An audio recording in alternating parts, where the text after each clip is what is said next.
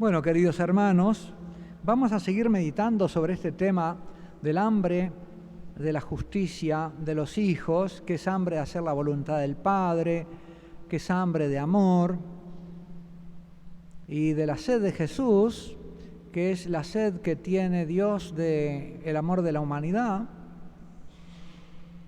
Yo pienso que Dios es amor y que todo amor desea ser correspondido. Por lo tanto, de alguna manera también Dios desea ser correspondido por nuestro amor y tiene sed de nuestro amor. Así que no es solo que nosotros recibimos el amor del Padre, sino que le devolvemos nuestro amor de hijos al Padre. Y no solo recibimos el amor de Cristo, que es fraterno y que es también esponsal, es el esposo del alma, ¿verdad?, en la mística, sino que también Él recibe agradecido nuestro amor y gozoso, y lo hace feliz que nosotros lo amemos. Es decir que, como la amistad tiene que ser recíproca, ese amor tiene que circular, circulación de amor, circulación de favores y de misericordia y eso es feliz, eso nos hace felices. Veamos entonces ahora el hambre de las muchedumbres. La mujer samaritana representaba la humanidad, decíamos. Bueno, aparece también el tema de las muchedumbres hambrientas en el Evangelio.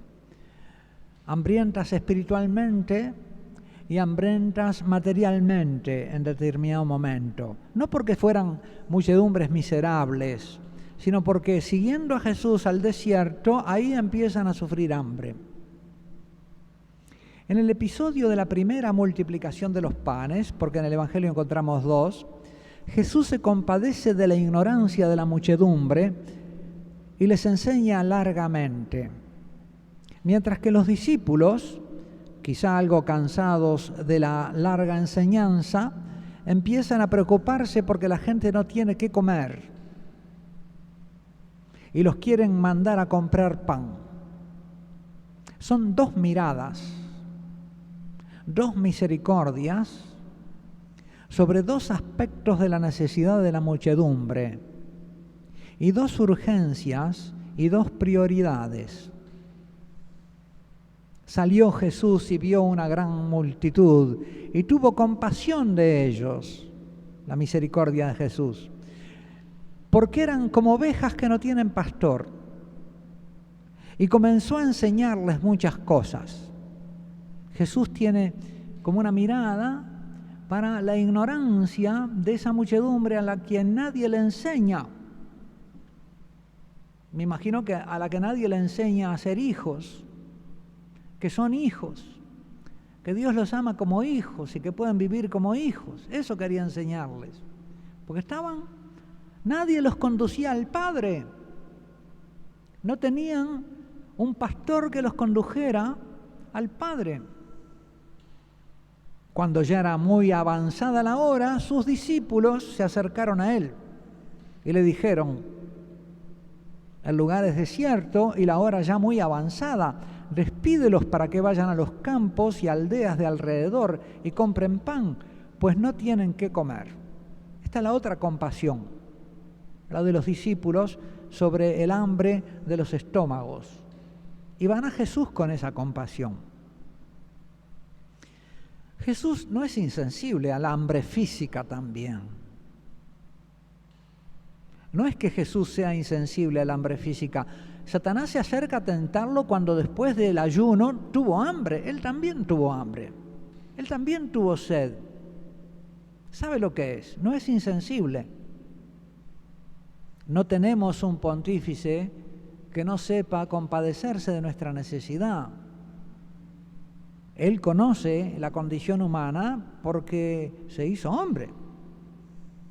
Cuando, por ejemplo, alrededor de la recién resucitada doceañera, hija de Jairo, a causa de la sorpresa y del alborozo, a nadie se le podía ocurrir pensar en eso, Jesús les llama la atención y les recuerda, les dijo que le dieran a ella de comer. Tanto alboroto, denle de comer a esa chiquilina. Los invita, ¿verdad?, a dejar el asombro. Y ya resucitado, mientras los discípulos levantaban las redes tras una noche de pesca infructuosa, Jesús los aguarda con una comida preparada. Me parece como si se divirtiera con la sorpresa. Desde la orilla les gritan paidía, que quiere decir mijitos, hijitos. Paidía es un diminutivo, hijitos. ¿Tienen algo de comer? Hijitos, fíjense la palabra que usa Jesús para remitirse a sus discípulos, ¿no? ¿Hijitos de él o hijitos del Padre? ¿Qué nos estás diciendo, Jesús, desde ahí? Hijitos, ¿nos estás haciendo caer en la cuenta de que somos hijos de tu Padre, de que hemos sido engendrados por el Padre y que por eso estamos aquí en la escuela de la filialidad junto a ti? Nos encanta que nos digas hijitos. Queremos serlo. ¿Tienen algo de comer? Le respondieron un no. Un no bastante seco. Quizá algo malhumorado después de toda una noche de pesca, que alguien le venga. A los pescadores no les gustan que le pregunten qué pescaron cuando no pescaron nada. Son capaces de ir a comprar algo en la pescadería.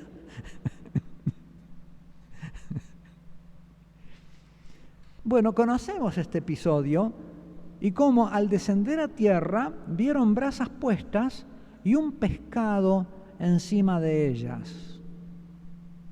No es pues que Jesús fuera insensible o ciego para el hambre, con menos razón insensible para el hambre de la muchedumbre. Lo que pasa es que Jesús se muestra en este episodio más sensible primero al hambre espiritual. Hay como una especie de precedencia. Primero lo espiritual, después lo otro. Yo me acuerdo que cuando yo era joven, hace unos cuantos años,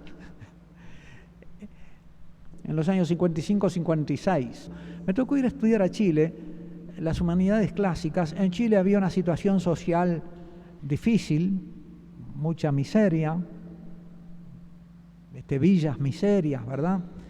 Y se hablaba mucho de lo social, de la situación social, y corría entre los evangelizadores una especie de que no, primero hay que arreglar la situación social, y el evangelio no se lo podés predicar a los estómagos vacíos. Primero hay que llenar los estómagos. Estaban como los apóstoles, mandalos a comprar pan, que tanta predicación. Y a mí me impresionaba el argumento, porque decía, pasaron los años, y en los años 62 al 66 me tocó ir a estudiar teología a Europa. Fui a Holanda a estudiar teología, y mis compañeros holandeses me decían, no, acá es difícil predicar el evangelio, porque la gente ya tiene todo lo que necesita. Y entonces ahí yo dije, pará un poco, ahí me avivé.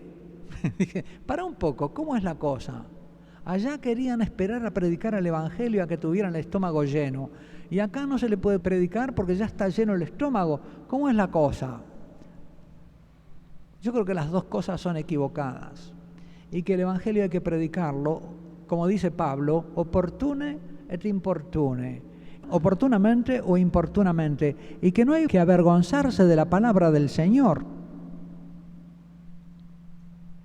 Pero estas son las dos compasiones y la falsa compasión. La compasión inoperante de los apóstoles.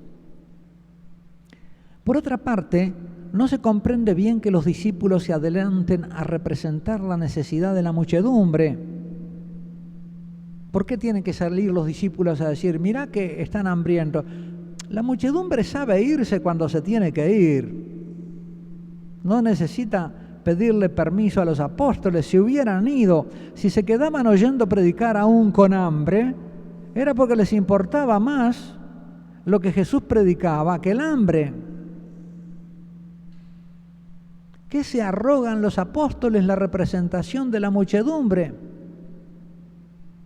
La muchedumbre no le hubiera pedido permiso a Jesús para retirarse a comer si la enseñanza de Jesús no la hubiese tenido cautivada y en vilo hasta el punto de hacerle olvidar la hora de la comida. Solitos se hubieran ido yendo, corridos por la necesidad. Pero Jesús tenía el juicio justo, la muchedumbre también. Los que están desubicados, me parece, aquí son los apóstoles. Porque la muchedumbre está optando por la palabra de Jesús. Por eso se quedan. A veces los aviondos en la iglesia tienen una mirada equivocada acerca de la fe popular, de la fe del pueblo. Tienen miradas que no comprenden la fe del pueblo católico. Miran desde afuera. A los apóstoles, presas de una compasión inoperante por un mal que no saben, ni pueden, ni entienden que deban remediar, el hambre de la muchedumbre los preocupa, por lo visto, más que a la misma muchedumbre. Y ciertamente más que a Jesús, quien los desafía: denles ustedes de comer. Jesús se ha vuelto loco. ¿Vamos nosotros a comprar 200 denarios de pan para darles de comer? No los habríamos gastado en eso, ni aunque lo hubiéramos tenido. Es llamativo que los mismos apóstoles, en ocasión de la segunda multiplicación de los panes, opten por no mencionar las necesidades de la muchedumbre, a pesar de que transcurran nada menos que 3 días. En aquellos días, como había una gran multitud y no tenían qué comer, Jesús llamó a los discípulos y les dijo: tengo compasión de la gente, porque ya hace 3 días que están conmigo y no tienen qué comer. Señor, qué fuerza tiene tu predicación.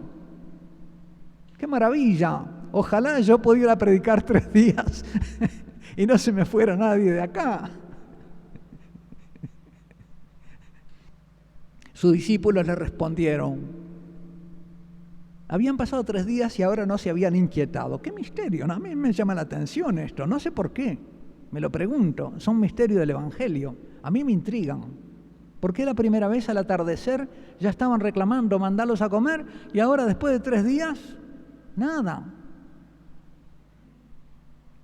¿Será que la primera vez Él les hizo repartir los panes y ahora no los querían repartir de nuevo?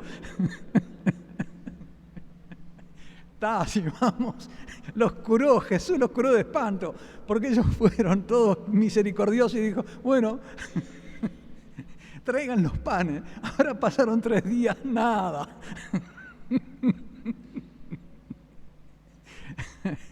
Los pastores se iban aparte a cortar su rebanadita.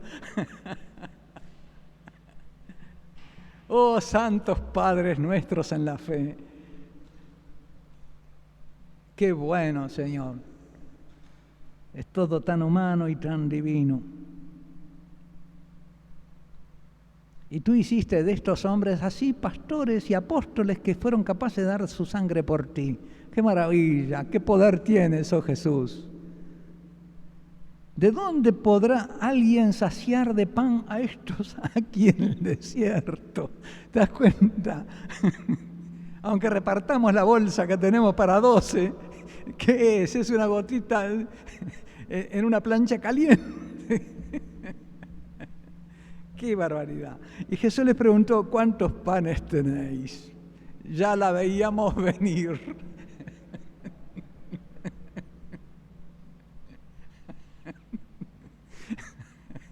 Tardó 3 días en preguntar Jesús.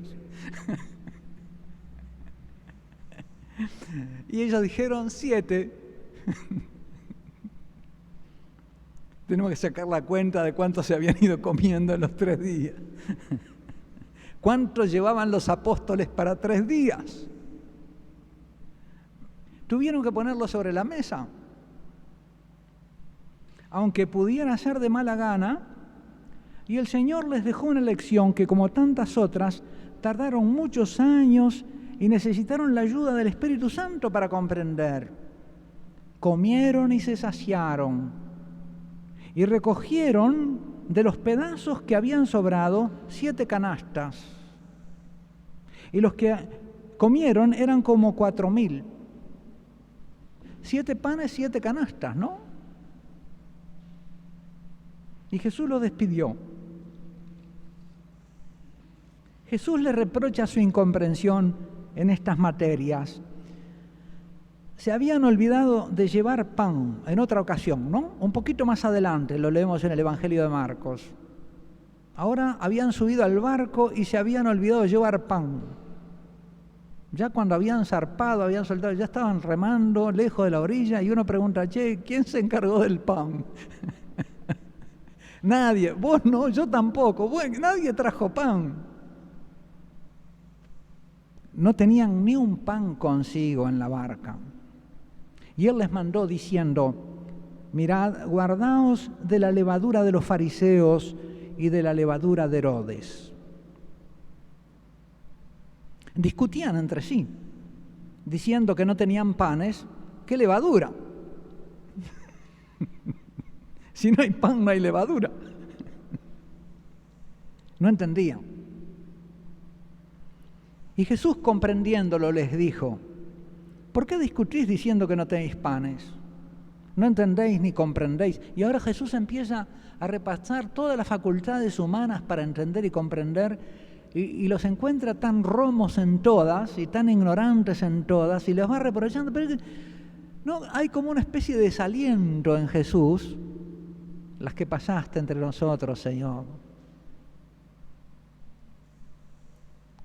Tú como Dios estabas aprendiendo lo que somos nosotros como hombres. Esa lentitud en aprender. Es como una especie de desaliento. Jesús dice que gimió, un poquito antes gimió Jesús. ¿Hasta cuándo estaré entre vosotros? Había gemido. No entendéis, no comprendéis. Tenéis aún endurecido vuestro corazón. Teniendo ojos no veis y teniendo oídos no oís. ¿No recordáis? La memoria también. Lo que le pasa a las maestras después que explicaron un tema y ningún chico entendió. Todo el trabajo que se dio hace un ejercicio, un desastre. Cuando partí los 5 panes entre 5.000, ¿cuántas cestas llenas de pedazos recogisteis? Y ellos le dijeron 12. Y cuando repartí los 7 panes entre 4.000, ¿cuántas canastas llenas de los pedazos recogisteis? Ellos dijeron 7. Y les dijo, ¿cómo es que aún no entendéis? Es decir, que él se ocupa de la necesidad. Cuando se trata del reino, se ocupa de la necesidad. Eso es lo que yo entiendo, porque de repente ni yo entiendo tampoco. Me parece que no entiendo del todo. A no dudarlo, los gestos y palabras de Jesús acerca del pan, del hambre y la comida no son fáciles de entender y requieren una sabiduría de hijos. Solo los hijos pueden entender las palabras de Jesús cuando los tranquiliza. No os angustiéis, pues, diciendo qué comeremos o qué beberemos o con qué nos vestiremos, porque los gentiles se angustian por todas esas cosas. Pero vuestro Padre Celestial sabe que tenéis necesidad de todas ellas. Buscad primeramente el reino de Dios y su justicia, y todas estas cosas os serán añadidas. El que anda con Jesús no se puede preocupar de eso. En otro pasaje del Evangelio, Jesús les dice, ¿os ha faltado algo cuando andabais conmigo? No, Señor. Una comida de alianza, de amistad. El hambre de la muchedumbre, que para los apóstoles hubiera sido motivo para desentenderse de ella y despedirla, es para Jesús ocasión de hacerse cargo de ellos y atárselos con un gesto hospitalario, con una alianza de pan y pescado salado. Los apóstoles no alcanzan a comprender el sentido de este gesto, tampoco la muchedumbre beneficiada, que después lo busca para hacerlo rey y solamente porque les mató el hambre. Aquellos hombres, al ver la señal que Jesús había hecho, dijeron, verdaderamente este es el profeta que había de venir al mundo, porque Elías y Eliseo habían multiplicado los panes también. Pero entendiendo Jesús que iban a venir para apoderarse de él y hacerlo rey, volvió a retirarse al monte él solo. Abundan en sus parábolas sobre el banquete del rey las alusiones y referencias a los invitados que no eran dignos. Eso no quita que para Jesús toda comida, cualquier comida, sea algo más que consumir ración, porque está referida a una comunión de amor divino-humana. El hombre es un peregrino a quien Dios le da de comer de sus bienes terrenos en su peregrinación hacia la patria celestial. Jesús, en cambio, ha visto en esta circunstancia de la desprovisión de la muchedumbre la ocasión de sellar con ellos una alianza de hospedaje, dándoles de comer de lo poco que tienen. Estaba muy extendida en Oriente la costumbre y el deber sagrado de la hospitalidad. Era una verdadera institución religiosa por la cual se pactaba con el huésped al que se le daba albergue una alianza de amistad, una alianza fraterna. Esta alianza solía llamarse de pan y sal, aunque pudiera ponerse en la mesa carnes, verduras y frutas para agasajar al peregrino desconocido y sellar con él un pacto de amistad. Tenemos un ejemplo de esa alianza de hospedaje en el episodio de la vida de Abraham, cuando agasajó en su casa a los 3 misteriosos visitantes, en sus tiendas más bien. Yo me acuerdo que siendo estudiante todavía de Sagrada Escritura, una vez que fui a Tierra Santa, fuimos con un compañero a visitar las ruinas de Samaria y nos tocó, fuimos en un ómnibus y nos dejó ahí en un cruce de caminos, teníamos que caminar unos cuantos kilómetros hasta las ruinas. Me acuerdo que era 1967, después de la Guerra de los 6 días, había un tanque jordano destruido junto al camino. Y fuimos hasta las ruinas, visitamos, y cuando volvíamos, bajo el rayo del sol del mediodía, hizo un granjero árabe, musulmán, nos mandó a su hija para invitarnos a entrar. Y nos dio, me acuerdo, té negro, ciruelas, fruta.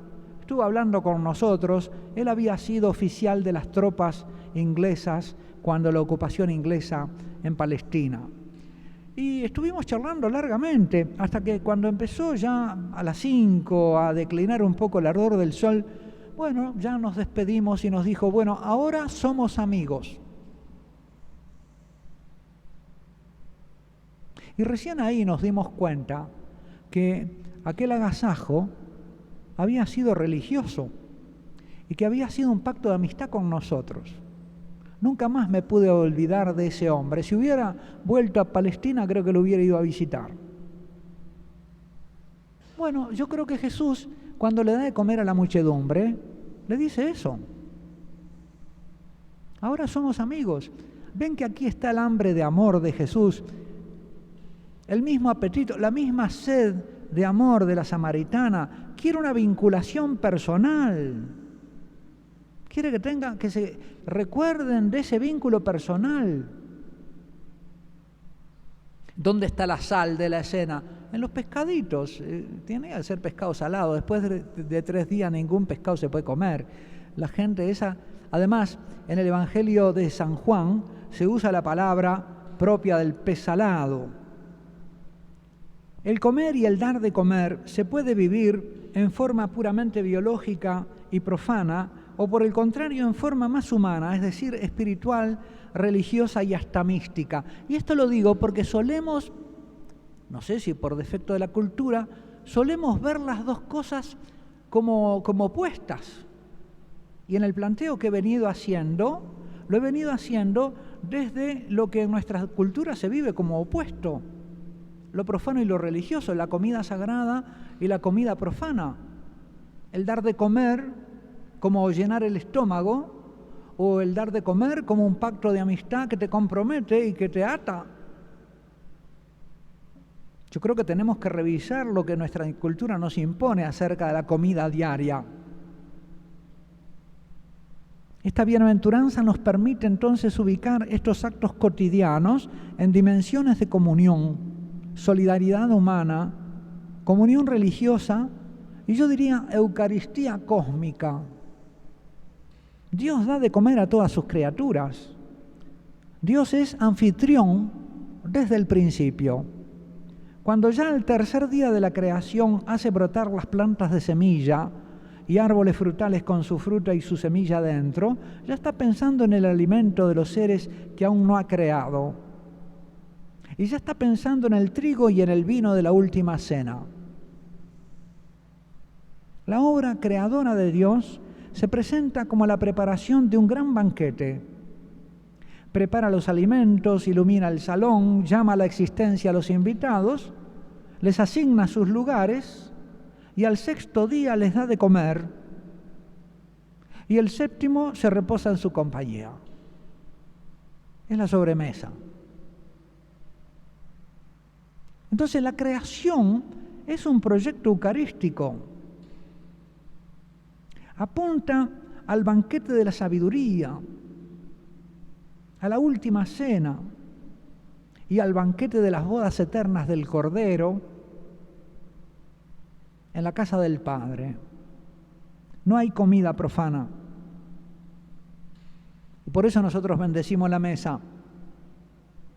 El comer es también un acto religioso.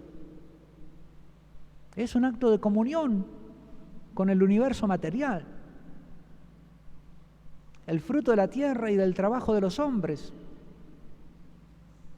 Yo pienso que en la medida en que entramos en la óptica de Jesús, en la óptica filial y mística de Jesús, esto también va pasando y llegando a nuestra conciencia, nos va enseñando en esto también.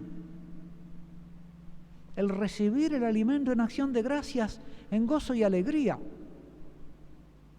Y en alimentar a otro, al que tiene hambre, no como quien le llena la barriga, y como quien le da de comer a sino también como quien comunica y dice amén en la vida del otro, para más que simplemente la satisfacción de su hambre. Toda comida es santa, porque es recibida del amor del Padre y es anticipo del banquete celestial. Dios se muestra en toda la Sagrada Escritura también nutricio en la alianza con Noé después del diluvio. Le dispensa el alimento al hombre y a los animales. Y también en las promesas a Abraham y a los patriarcas, a quienes les promete hijos y una tierra para alimentarlos. Envía a José a Egipto para que en su momento reciba a sus hermanos empujados por el hambre. Da de comer a su pueblo en el desierto, lo abreva de modo milagroso, lo introduce en una tierra que emana leche y miel y le entrega plantíos, viñedos y olivares. Riega esa tierra con rocíos y lluvias y la fecunda con su bendición. El alimento es un don de Dios creador y es una promesa y una bendición de Dios salvador. Así lo celebran especialmente los salmos. De los manantiales sacas los ríos para que fluyan entre los montes. En ellos beben las fieras de los campos. El asno salvaje apaga su sed. Desde tu morada riegas los montes y la tierra se sacia de tu acción fecundante. Haces brotar la hierba para los ganados y forraje para los que sirven al hombre. Él saca pan de los campos y vino que le alegra el corazón y aceite que da brillo a su rostro y alimento que le da fuerzas. Los leoncillos rugen por la presa, reclamándole a Dios su comida. Todos aguardan que les eches comida a su tiempo. Tú se la echas y la atrapan. Abres tu mano y se sacian de bienes. Él hace brotar hierba en los montes para los que sirven al hombre. Da su alimento al ganado y a las crías de cuervo que graznan. Los ojos de todos te están aguardando. Tú le das la comida a su tiempo. Abres tú la mano y sacias de bienes a todo viviente. No es que Dios sea insensible para el hambre, si Él puso la alimentación y da el alimento, por supuesto, pero es Él también el que pone la prioridad del hambre espiritual. Y declara que el hambre espiritual de sus hijos es bienaventurada y que Él se encarga de saciarla, lo mismo que el hambre natural. Oh sí, Señor, nos despedimos de Ti, dándote gracias por estas enseñanzas que Tú nos das,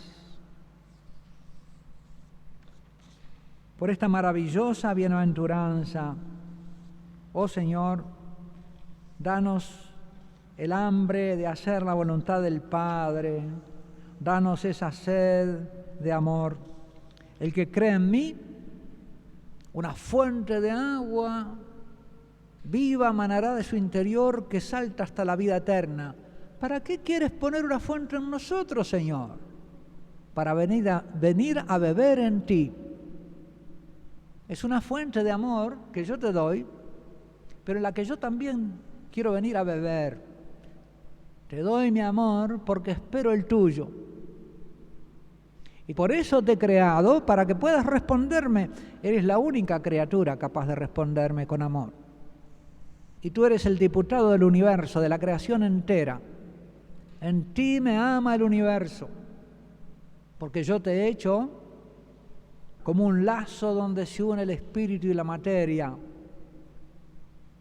Y por eso tú, aunque por ser material pareces inferior a los ángeles, de alguna manera resumes mejor toda mi creación, porque en ti se resume lo espiritual y lo carnal y lo material. En ti me canta la materia, en ti me ama el universo. Oh Padre Santo, sigue engendrándonos como hijos tuyos, a imagen y semejanza de tu Hijo, creciendo cada vez más en la semejanza de nuestro corazón filial. Que crezca en nosotros esta hambre de hacer tu voluntad. Amén.